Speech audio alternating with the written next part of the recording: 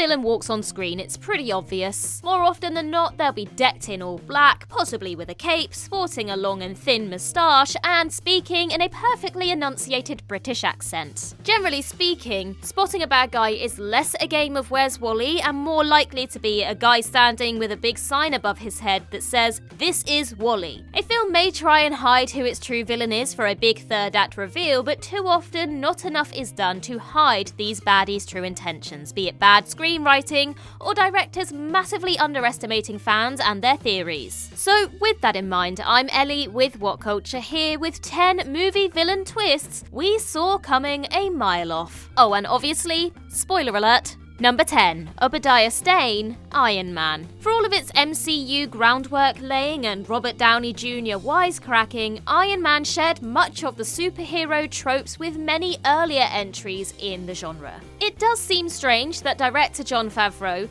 would try to dupe us about the true motives of Jeff Bridges' OBADIAH, Tony's mentor, when he just looks so sinister. I mean, come on, this is his happy face for crying out loud. There was little question that Bridges would be chewing scenery by the final act. It was a little surprising that Stane was the one behind Stark's kidnap, I'll give you that, but when a supposedly loving mentor spent most of his time being grumpy at Tony, his villainous intentions were fully clear. Number 9. EDWIN, Predators. Predators has a group of deadly human characters, each the master of their respective killing field, literally dropped onto an alien planet to serve as game for a gang of predators. A smart extension of the original setup, the gang is a diverse mix of different action tropes. You've got a mercenary, a sniper, a yakuza, a cartel enforcer, a prisoner from death row, a commando, 2 soldiers, and an ordinary doctor. Right, well, one of those isn't like the others, is it? From the moment he starts repeating he's just a regular guy, it's pretty clear that Edwin is going to end up being the most dangerous killer of the lot. Revealed in the film's final act to be an all-out psychopath, Topher Grace plays the villain very well, although the geeky good doctor act could have done with being toned down just a little bit. Number 8. Khan, Star Trek Into Darkness. If there's one thing J.J. Abrams is known for as a director, well, actually it would be lens flares, wouldn't it? But after that, it's high secrecy and infuriating misdirection. When Benedict Cumberbatch was cast in the sequel to the reboot, the fan community jumped on that he would be playing Khan. Abrams didn't take this lying down, pushing that this was a new character to the series named John Harrison. Some fans bought it, some didn't. Into Darkness is a thinly veiled remake of Wrath of Khan, and once that became readily apparent, it was only inevitable that there be a scene with Cumberbatch revealing his true identity to fan gasps and a lot of I told you so's. Number 7. Lotso Huggin Bear, Toy Story 3. Toy Story 3 was, in some ways, a retread of the previous film with added "I'm not crying, there's just something in my eye" moments. While there are some interesting new ideas, the overall thing is mired in a sense of predictability, and nowhere is that more clear than with the villain. Lotso, the leader of the toys at Sunnyside Daycare, was almost too nice and caring when introduced. Not to mention identical in temperaments to the first sequel's villain, Stinky Pete. With the only other new toy given any exploration being Ken, it was obvious this strawberry-smelling bear was going to end up tyrannical. Number 6. George McChale, Indiana Jones and the Kingdom of the Crystal Skull. In a film full of irritating characters, Ray Winston's Mac stood out thanks to a sheer lack of importance to events. Introduced in the opening as a double agent for the Russians, then later a triple agent for the Americans, then as a quadruple agent actually working for the Russians, he then finally is revealed as a selfish lone player after as much gold as possible. His arc is incredibly convoluted for someone whose character begins and ends with "played by Ray Winston."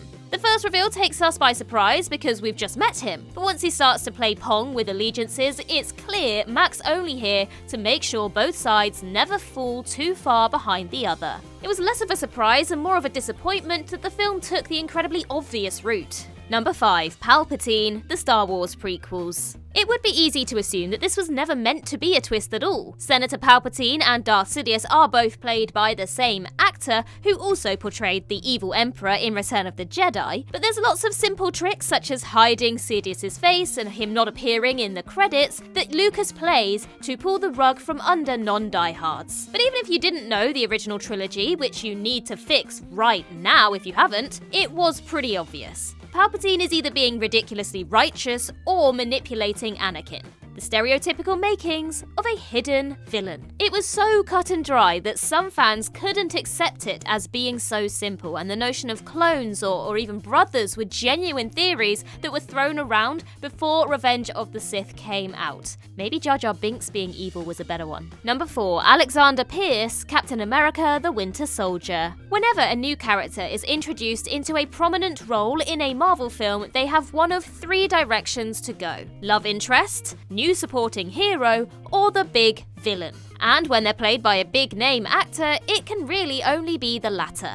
So yeah, when 70s political thriller star Robert Redford was stunt cast as Alexander Pierce, it was unthinkable he'd not be the big bad come the 3rd act. Number 3. Miles Axelrod, Cars 2. Cars 2 is overwhelmed with a green message and reliance on giving Mater funny things to do, all of which leads to a rather predictable set of events. Chief among them is the reveal that the baddie behind the scheme to discredit EcoFuel is its creator, Miles Axelrod. It's fitting that a film so happy to sit in cruise control has such an obvious twist. Miles is, like so many on this list, too nice, but plays too large a role for him to not have something extra to him. Number 2. Megatron, Transformers: Age of Extinction. Megatron is not in the sequel, Michael Bay told Empire magazine while promoting Revenge of the Fallen, wherein Hugo Weaving's naughty Transformer was resurrected so there could be new toys based on him made. The only 2 advertised returning Transformers were Optimus Prime and Bumblebee, but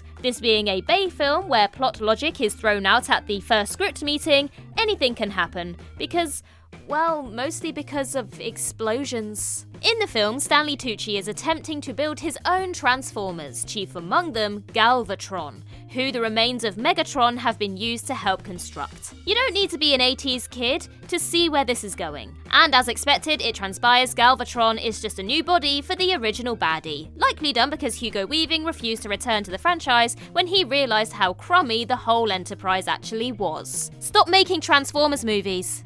Number 1. Talia al Ghul, The Dark Knight Rises. This was the movie to round off the trilogy, and what better way to thematically link the villains than have the last one be the daughter of the first. Except it transpired that Marion Cotillard's character was Miranda Tate, an entirely new creation involved in the financial battles at Wayne Enterprises. However, that didn't stop everyone thinking this was just a cover and feeling more than a little smug when Tate stabbed Batman in the back. More than just being the usual good guy with no story unless they're a villain, Miranda/Talia was a victim of a common issue with comic book adaptations. The ending is almost always out there for fans to figure out. And that concludes our list. If you can think of any others, then please do let us know in the comments down below. And while you're there, don't forget to like and subscribe and tap that notification bell. Also head over to Twitter and follow us there, and I can be found across various social medias just by searching Ellie Littlechild. I've been Ellie with Whatculture. I hope you have a magical day, and I'll see you real soon. If Star Trek is something that you're very interested in, then make sure you head over to our sister channel Trek Culture for all the latest and greatest surrounding Star Trek.